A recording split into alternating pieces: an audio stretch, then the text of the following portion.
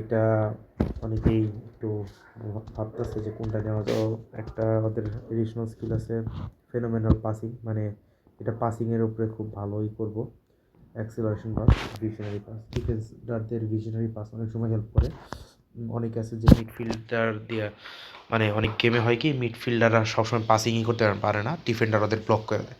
So অনেক সময় ডিফেন্ডাররা যখন একটা মানে ঠিকঠাক পাসিং নিতে পারলে মানে স্ট্রাইকার ইজিলি ক্যাচ করতে পারে, তো এটা অনেক হেল্প করব।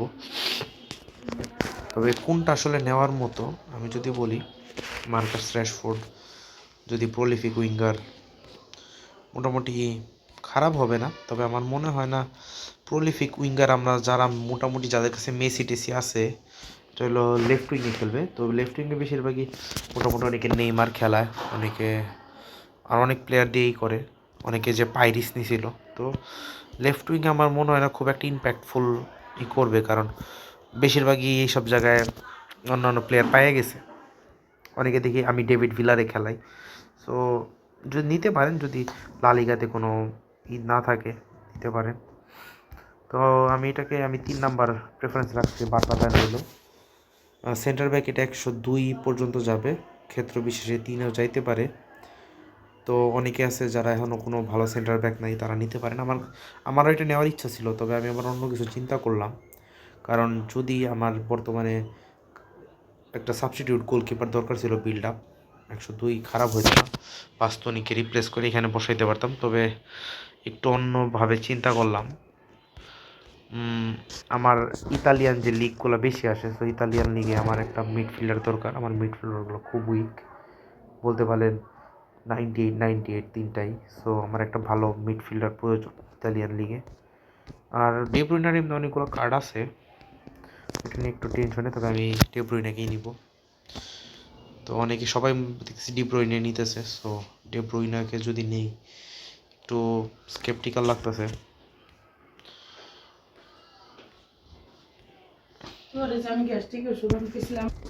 তো আমরা এখন একটু চুলচেরা বিশ্লেষণ করি, ডিফেন্ডার নাকি মিডফিল্ডার নিব। সো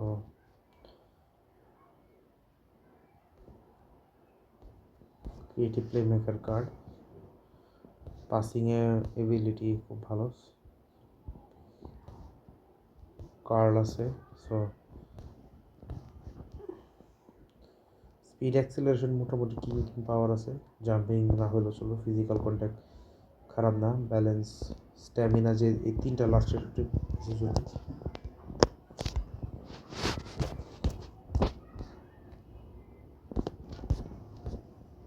লাস্টের দিকে এসে দেখি এটার মধ্যে ব্যালেন্স নাই বললেই চলে।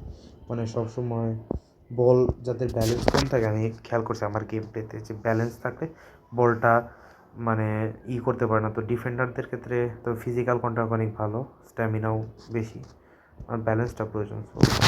সো নিতেছি, দেখা যাক।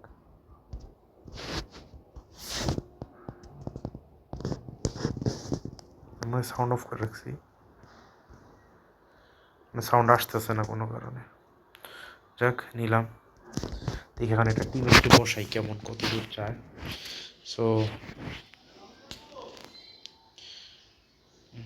গেম প্ল্যান সরাসরি চলে যায় ইতালিয়ান টিম। আমার অনেকগুলো টিম বানায় রাখছে, অনেকে বানায় রাখি কিনা জানি না, আমি বানায় রাখি।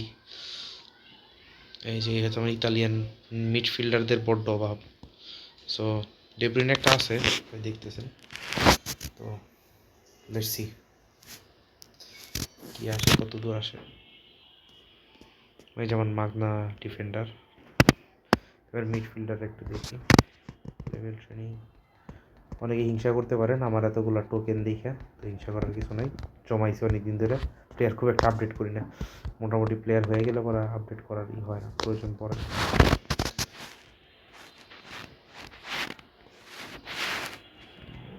এই ফুল করলাম। তো অনেকে অনেকভাবেই কাস্টম ট্রেনিং কোথাও থেকে নামানি করেন, আমি রেকমেন্ডেডটাই দিই।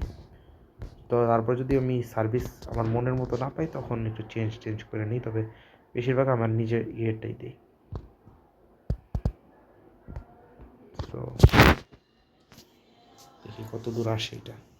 বেশ খারাপ না, মোটামুটি ভালোই বলা চলে। ডে ব্রুইনেকে বেশ ভালো এগিয়েছে। আমার ইতালিয়ান লিগ একটু দুর্বল মিডফিল্ডে, সো এর কাছে কী কী স্ট্যামিনা আছে, সো স্ট্যামিনা না এবিলিটি, পাসিং আছে। পাসিংয়ের সাথে যদি তোমরা টেকনিকটা অ্যাড করলে সব থেকে বেটার হয়। তারপর যদি টেকনিকে কাজ না করে আমার মতে তখন অ্যাড করা লাগবে। সো টেকনিকটা অ্যাড করি আমি, পাশাপাশি কিছু স্কিল অ্যাড করব।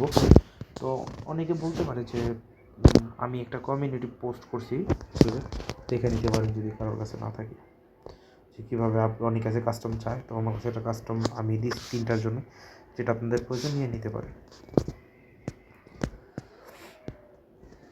কোনো টোকেন আছে কি না, সো 6টা মাত্র আছে, ভাগ্যের উপরে ছেড়ে দিয়ে। ক্রসিং না, ক্রসিংয়ের প্রয়োজন নাই। এজিলিটি,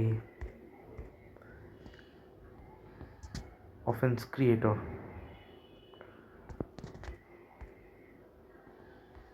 টেকনিক হয়ে গেছে। কিন্তু অফেন্স ক্রিয়েটরটা খারাপ হইতো না, তারপরও এই টেকনিকটাই দিই, কারণ অফেন্স ক্রিয়েটর এটা বেশিরভাগ ক্ষেত্রে যেহেতু আমার এখানে টেকনিকটা প্রয়োজন, কারণ সিজিএনও মিডফিল্ডে খুব একটা ভালো খেলে না, এটাকে সরানো লাগবে, জাস্ট সেজন্য জন্য দিয়ে রাখছি।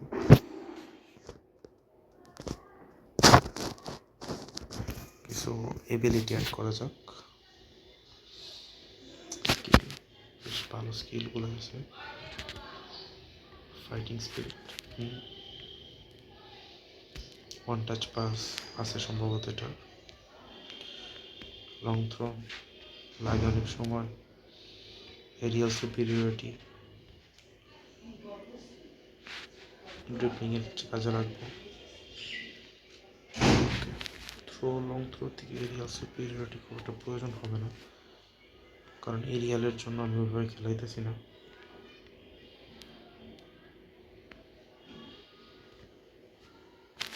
এইটা দেখি তো, ডাবল টাচ, ঠিক আছে। তো এই ছিল, তো আজকের মতো থাক, যখন স্পিন দিব আরেকটা ভিডিও বানানোর ইচ্ছা আছে। So take care, bye by.